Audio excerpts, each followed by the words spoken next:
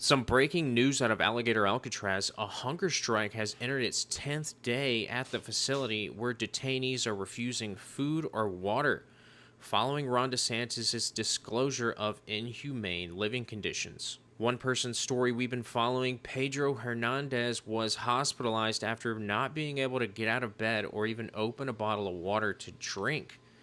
However, he still continues to refuse food at the hospital, and his wife said she's terrified for his health and fears he could die in custody or be deported back to Cuba alone. Every medical center that was contacted by investigators responded that they had no news of a patient with those characteristics. They even denied his presence at Kendall Hospital, where his wife later learned Pedro had been handcuffed for 3 days while doctors tried to convince him to eat something. Pedro told his wife he was offended when they suggested that he drink some juice now that, quote, nobody was looking, end quote. Pedro even signed a document stating his intentions not to receive any kind of assistance, no food, no treatment, and didn't even ask to be taken to the hospital because he says he's fighting for his family and all the Cubans, and he belongs where his people are, in prison suffering the same hardship. Community members in Florida are asking people for help in exposing the inhumane conditions these people have to live in,